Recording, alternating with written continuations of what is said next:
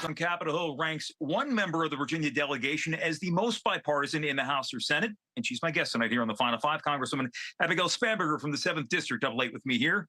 Welcome. Good to see you again. Good to see you. Thanks for having me on.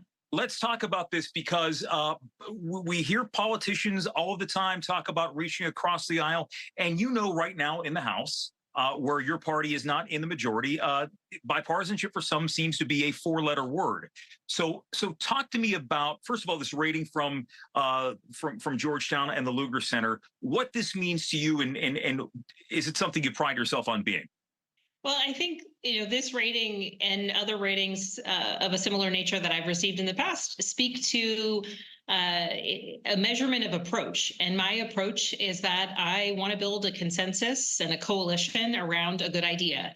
And in our two-party system, if you are building a broad coalition, that broad coalition is a bipartisan one. And my approach and in my efforts to get things done, I look at the numbers. I am in the minority party right now in the House of Representatives. So if I have a bill and I make it bipartisan from the get-go, that means I have a good chance of getting it to the House floor and ultimately through the Senate and to the president's desk.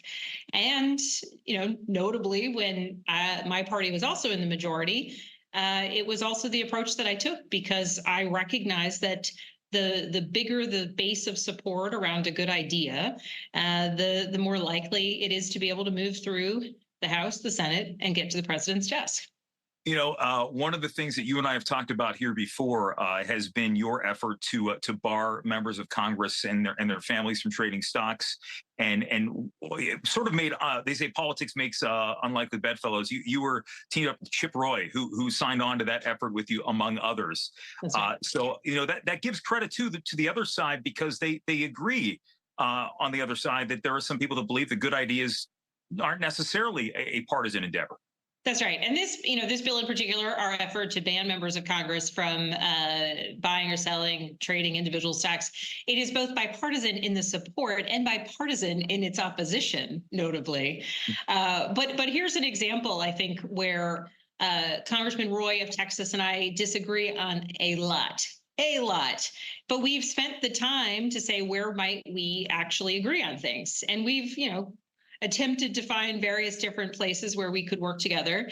And this is one space where we agree. And by virtue of the fact that, we are typically members who don't agree, and as the co-leads of this bill, we've been able to bring together a really broad coalition across the ideological spectrum because people kind of, do a head turn and say, wait a second, who else agrees with this idea? And then people are, willing to consider it because it's kind of a funny coalition we've put together.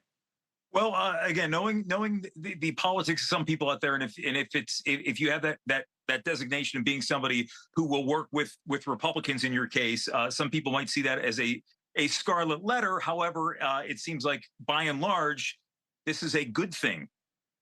I classify it as a good thing. There's certain things, certain issues of principle and policy that I'm unwavering on, and I'm happy to explain any day of the week why I might be where I am or why I support or don't support something, because I do think that at the end of the day, as legislators or as people in elected office, we have to be accountable and willing to explain ourselves.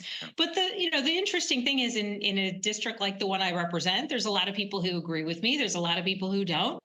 And there's a lot of people kind of in between. And so to be able to understand why some of my colleagues even, might choose to partner with me on legislation or might choose not to, also helps me understand why some of my constituents might really like an idea that I'm pursuing or might not.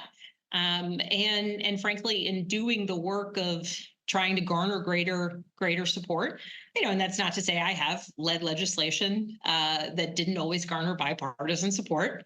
But when you can build up that coalition from the earliest stages, it's just the better way to do things. And if I think the idea or the policy I'm pursuing is right, why not try to convince people? That's the job of it, right? Congresswoman Abigail Spanberger on the Final Five. Good to see you again. Thanks so much for having me. And we're back after this.